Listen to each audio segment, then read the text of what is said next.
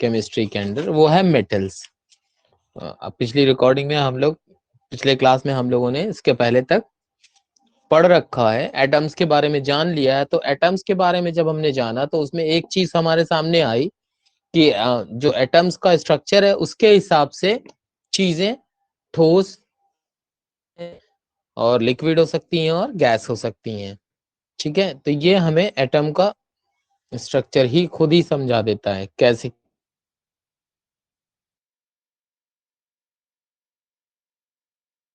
ऐसे ही हमने ये जाना कि ज्यादातर ठोस चीजें जो हैं वो मेटल्स कैटेगरी में है, चीजें या गैसियस चीजें ज्यादातर नॉन मेटल कैटेगरी में है। अब ये जो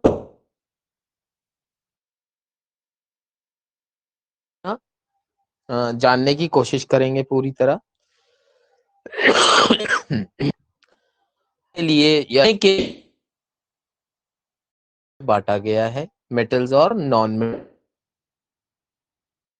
एक तीसरी चीज भी मौजूद है, मेटलॉइड। उसके अंदर क्या होता है कि मेटल और नॉन मेटल खूबियां पाई जाती हैं। पीरियोडिक टेबल जो हमारे पास है अगले पेज पे अभी मौजूद है आपके, देखते हैं कि ज्यादातर मेटल्स हैं और बहुत नॉन मेटल्स हैं। लेकिन नॉन मेटल्स जो हैं वो अबंडेंट का मतलब होता है बहुत ज्यादा पाए जाते हैं, अमाउंट ज्यादा है उनके पाए जाने का। ठीक है, और मेटल्स नॉन मेटल के मुकाबले कम पाए जाते हैं। मेटल्स होते ज्यादा हैं, गिनती में ज्यादा हैं, लेकिन पाए जाने कम है। ठीक है, और नॉन मेटल्स गिनती में कम है लेकिन पाए खूब जाते हैं। ठीक, आगे बात करें। Metals generally electropositive, hard, malleable, ductile और सॉलिड होते हैं nature. Metals generally electropositive, electropositive उनके अंदर से इलेक्ट्रिसिटी पाई जाती है, गुजर सकती है। हार्ड होते हैं, एक खूबी ये कि हार्ड होती है। मैलेबल है, मैलेबल का मतलब क्या होता है, बनाई जा सके पीट पीट के, जैसे गोल्ड है और चांदी का वर्क देखा है, वो भी चांदी का मैलेबिलिटी की वजह बनाई जा पाती है। तार बनाए जा सकते हैं, उससे खींचे जा सकते हैं, सॉलिड होते हैं नेचर में। इनका जो melting point, generally melting point मतलब इनको ये जो गलाने का टेम्परेचर है वो बहुत ऊंचा है। करने का टेम्परेचर जाहिर सी बात है और भी ऊंचा ही होगा। अब जैसे कि इसके एग्जांपल्स हैं आयरन और कॉपर, गोल्ड, सिल्वर। अब आप समझ लीजिए, लेकिन केमिस्ट्री में हम आयरन को फेरम कहते हैं, Fe। कॉपर तो क्यूप्रम है ही, ठीक है। गोल्ड ऑरम है, सिल्वर अर्जेंटम है, नहीं है। तो अब दूसरी चीज है नॉन मेटल्स, हमें भी जानना है पीरियोडिक टेबल के लिहाज से कि नॉन मेटल क्या होते हैं। ये जनरली इलेक्ट्रोनेगेटिव कैरेक्टर है। इलेक्ट्रोपॉजिटिव कैरेक्टर का मतलब ये है कि वो एक, दो या तीन इलेक्ट्रॉन्स अपने वैलेंस शेल में यानी लास्ट शेल से दूसरे नॉन मेटल को या मेटल को, जिसको भी, जिसके साथ भी रिएक्ट कर पाएगा वो उसको डोनेट कर सकता है। और इस तरह से जो प्रोटॉन उसके न्यूक्लियस में पाए जा रहे हैं वो इलेक्ट्रॉनों के मुकाबले बढ़ जाएंगे, एक, दो या तीन की हैसियत से। तो इलेक्ट्रोपॉजिटिविटी, हम कहते हैं कि इलेक्ट्रोपॉजिटिव हो गया वो। नॉन मेटल्स ज्यादातर इलेक्ट्रोनेगेटिव होते हैं। जो इलेक्ट्रॉन्स डोनेट करते हैं मेटल, ज्यादातर वो नॉन मेटल्स अपने साथ हजम कर लेते हैं। ठीक है, और अपने साथ वो नॉन इलेक्ट्रॉन्स को, जब गिनती में एटम्स की में देखेंगे तो अगर एक इलेक्ट्रॉन फर्ज कीजिए किसी नॉन मेटल ने हासिल किया तो हम बोलेंगे कि इसके पास प्रोटॉनों से एक इलेक्ट्रॉन ज्यादा हो गया, तो ये इसकी वैलेंसी -1 हो गई। ठीक है, यानी 1 ये बढ़ गया इसके ऊपर। और 2 वर्ड और थे जो आपको शायद याद हो, आयंस। तो जब कोई भी मेटल एक कम से कम एक इलेक्ट्रॉन डोनेट करता है तो वो बन जाता है कैटायन, और जब कोई भी नॉन मेटल एक इलेक्ट्रॉन हासिल कर लेता है तो वो बन जाता है एन आयन। ठीक है, अब इसमें देखिए, अगर कभी कभी ऐसा भी होता है कि ज्यादा एलिमेंट्स एक साथ मिलते हैं, उनके अंदर पॉजिटिव या नेगेटिव चार्ज दिखाई देता है, तो उसको रेडिकल कहते हैं। ठीक है, एक या एक से ज्यादा, जैसे क्लोरीन है तो क्लोरीन का -1 वैलेंसी है, क्लोरीन एक रेडिकल की तरह काम करेगा। क्लोराइड, क्लोराइड रेडिकल की वैलेंसी माइनस। जैसे ऑक्सीजन है, ऑक्सीजन का रेडिकल ऑक्साइड। ठीक, और अब आगे चलते हैं, मेटेलॉइड्स के बारे में जान लीजिए। ठीक है, नॉन मेटल्स की खूबी थोड़ी जान लीजिए। सॉफ्ट होते हैं, इलेक्ट्रोनेगेटिव है, नॉन मैलेबल, उनको शीट तो, नॉन डक्टाइल, डक्टिलिटी नहीं होती, तार नहीं बन सकते, फिजिकली लिक्विड या गैसियस होते हैं नेचर में, इनके मेल्टिंग लो होते हैं और बॉइलिंग पॉइंट्स भी लो होते हैं वगैरह। ठीक है, ठीक। अब अगली बारी है मेटेलॉइड्स की। मेटेलॉइड्स क्या हैं? ये एलिमेंट जिनकी प्रॉपर्टी ना पूरी तरह मेटल्स है और ना ही पूरी तरह नॉन मेटल्स की है। ठीक है, तो अब इसमें फर्क है कि ये कुछ नॉन मेटलॉइड्स ऐसे होते होंगे कि उनको खींच के तार बना सकते हैं लेकिन शीट नहीं बना सकते, कुछ शीट बनाए जा सकते हैं तार नहीं बन सकते, ये दोनों हो सकते हैं तो उसकी वैलेंसी -1 है या -2 है या -3 है। इस तरह की खूबियां, दोनों की खूबियां मेटलॉइड्स में पाई जाती हैं। ठीक है, उसका एग्जाम्पल एक दिया है उन्होंने, जर्मेनियम। अब आइए बात करें सेमीकंडक्टर की। ये सेमीकंडक्टर क्या चीज है? ये वो चीज है, द सब्सटेंसेस जिनकी कंडक्टिविटी, जिनके अंदर से इलेक्ट्रिसिटी गुजरने की जो कुव्वत है वो कंडक्टर और इंसुलेटर के बीच की है। कंडक्टर क्या होते हैं? जिनमें से इलेक्ट्रिसिटी या हीट एक सिरे से दूसरे सिरे तक चली जाए तो कंडक्टर कहलाएंगे। और कुछ ऐसे एलिमेंट्स होते हैं जो हीट या इलेक्ट्रिसिटी सिरे नहीं जाने देते हैं।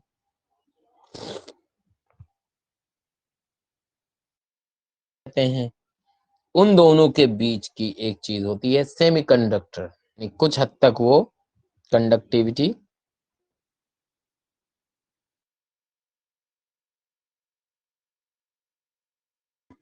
अब बारी आई मैलेबिलिटी की। जो वो प्रॉपर्टी में को आप थिन वायर, मतलब वायर में कन्वर्ट करने लायक, को अभी पीछे बताया था डक्टिलिटी में, लेकिन वो मैलेबिलिटी है। और डक्टिलिटी का मतलब शीट्स में बदल सके, पीट पीट के उसकी पतली चादर बना सके। और malleability, the property in which a metal can be drawn into thin wire, पतले तार की शक्ल में हम चेंज कर सकें। ठीक है, उसको बोलते हैं मैलेबिलिटी। मेटलर्जी, अब ये मेटलर्जी क्या चीज है? मेटलर्जी वो प्रोसेस है कि मेटल को, उनके ओर्स, ओर्स क्या है?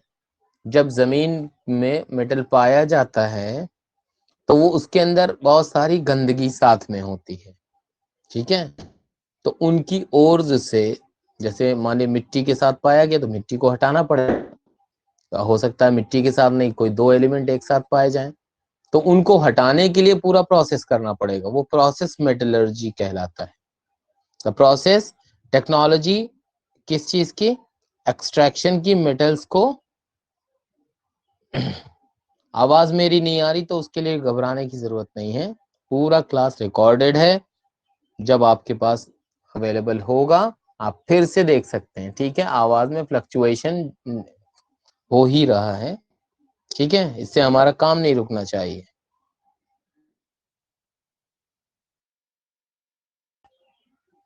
केमिकल रिएक्शंस और उनके टाइप्स के बारे में अभी आपने पिछले पेज में तो देखा, ये आपकी पीरियोडिक टेबल है, ठीक है। पीरियोडिक टेबल अपने आप में खास तरीका होता है, वो आपको हायर क्लासेस में बताया जा सकता है या अगले क्लास में। फिलहाल हम देखते हैं केमिकल रिएक्शंस और वो कितने किस्म की होती हैं ये चीज। तो बहुत सारी केमिकल रिएक्शन होती रहती है हमारी डेली लाइफ में। उसके नतीजे में क्या होता है, ये reaction as a result of these reactions variety of substances वो बनते हैं, बहुत सारे सब्सटेंसेस, बहुत सारी चीजें बनती हैं, ठीक है। और किससे बनती हैं, जो नेचुरली इन मतलब अकरिंग चीजें हैं वो उन, ठीक है। Some complex and some are simple. कुछ तो वो कॉम्प्लेक्स हैं मतलब पेचीदा हैं, और कुछ बड़ी सिंपल होती हैं, जैसे rusting of iron, combustion of fuels, ये सब सिंपल रिएक्शंस हैं, ठीक है। जंग लग जाना, ठीक है, फ्यूल का जलना, ईंधन का, ये इस तरह की रिएक्शंस होती रहती हैं। अच्छा, रिएक्ट या चेंज को, अब जब रिएक्शन होगी तो चेंज होगा, हालात, उसके बारे में हमारा डिस्कशन चल रहा है कि हालात में जो होंगे, ठीक। पहला तो केमिकल चेंज, फिजिकल चेंज, और दूसरा है केमिकल चेंज, ठीक। अब इसको हम देखते हैं।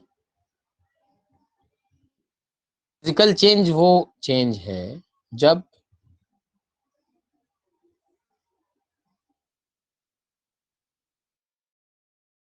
फिजिकल चेंज में change in which no new product is form, ये वो चेंज है जिसमें कोई नई चीज नहीं बनती, कोई नया नहीं बने, ऐसी रिएक्शन जिसमें कोई नया ना बन सके,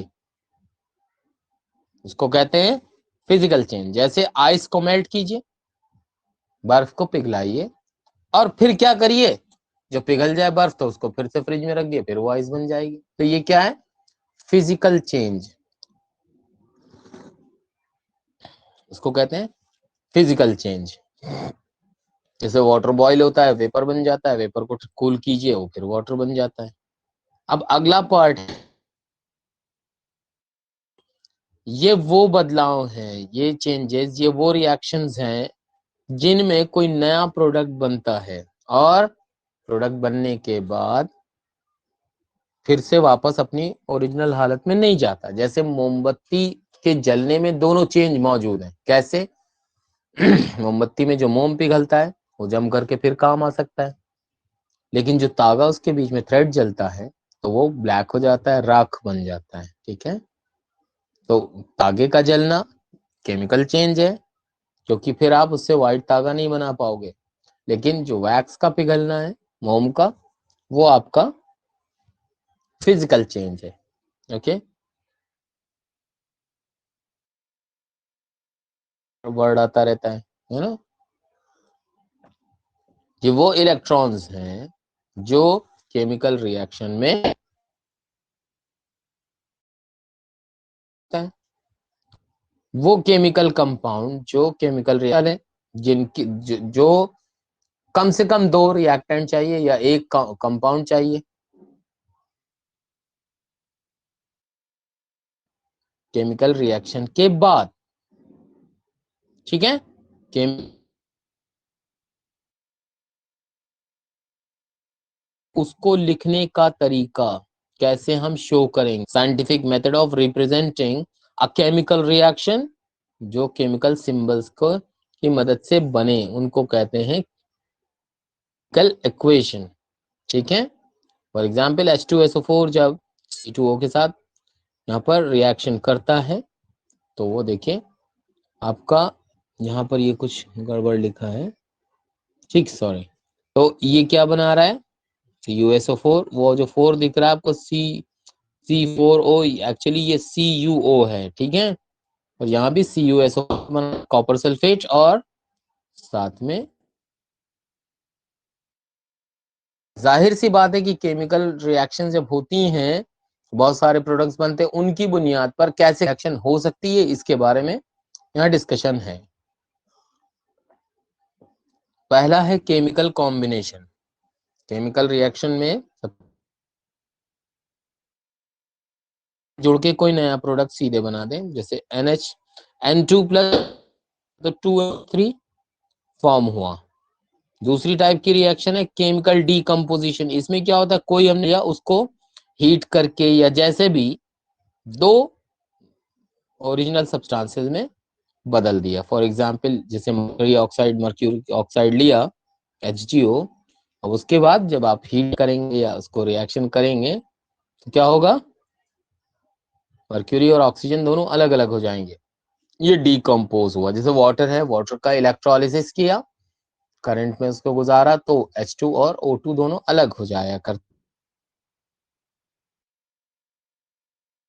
ठीक है, ये जो रिएक्शन है जिसमें क्या होता है, in which a more relative reactive element in which a more reactive element from the मतलब more लेस रिएक्टिव एलिमेंट को उसकी जगह से चेंज कर देता है। जैसे जिंक को अगर आप हाइड्रोजन सल्फाइड के साथ रिएक्ट करेंगे तो हाइड्रोजन से ज्यादा रिएक्टिव है जिंक, तो हाइड्रोजन की जगह जिंक ले लेगा।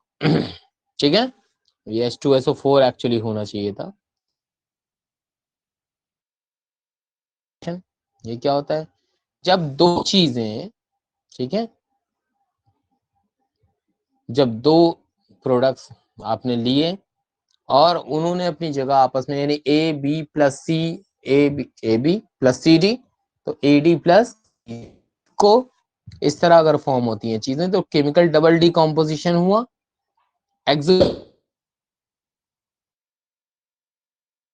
एनर्जी निकलती है।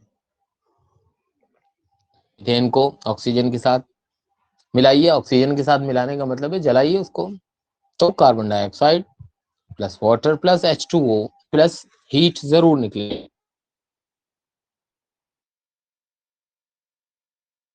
निकलेगी। कुछ रिएक्शंस होती हैं जिनको हीट देनी पड़ती है हमें, जैसे कैल्शियम कार्बोनेट है, उसको जब एटमॉस्फेयर से अपने आसपास से हीट मिलती है तो कैल्शियम ऑक्साइड और CO2 में कन्वर्ट, जिनको हीट चाहिए एंडोथर्मिक जो हीट एक्सोथर्मिक जो हीट निकालती हैं, और एंडोथर्मिक जिनको हीट की जरूरत। ऑक्सीडेशन, ऑक्सीडेशन ये वो प्रोसेस है जिसमें इलेक्ट्रॉन्स ट्रांसफर होते हैं, ट्रांसफर किए जाएं इलेक्ट्रॉन्स। अब यूं समझ लीजिए कि किसी भी, दूसरे वर्ड्स में कहा जाए तो किसी भी एलिमेंट के साथ ऑक्सीजन के रिएक्शन को आप कहेंगे ऑक्सीडेशन हो गया। जहां पे ऑक्सीजन जुड़ेगी जिसके साथ उसका ऑक्सीडेशन हो गया, या अगर उसमें हाइड्रोजन जुड़ी हुई है उसको निकाल दिया गया तो भी उसका ऑक्सीडेशन हुआ। अब रिडक्शन क्या है, ये वो प्रोसेस है जिसमें इलेक्ट्रॉन रिसीव हो, इसमें ऑक्सीडेशन में ट्रांसफर होते हैं इलेक्ट्रॉन, रिसीव होते हैं इलेक्ट्रॉन्स। ठीक है, केमिकल रिएक्शन तो आप कहेंगे रिडक्शन, यानी हाइड्रोजन का जुड़ना ऑक्सीजन का हटना, ऑक्सीजन का हटना रिडक्शन, हाइड्रोजन का जुड़ना भी रिडक्शन, हटना ऑक्सीडेशन, ऑक्सीजन का जुड़ना ऑक्सीडेशन। ऑक्सीडेंट क्या है, ये वो सब्सटेंसेस हैं जो ऑक्सीजन को डोनेट करते हैं एटम्स में, वो ऑक्सीडाइजिंग एजेंट्स कहलाते हैं। रिड्यूसिंग एजेंट्स क्या है, जो सब्सटेंसेस ऑक्सीजन को एटम को कहते हैं रिड्यूसिंग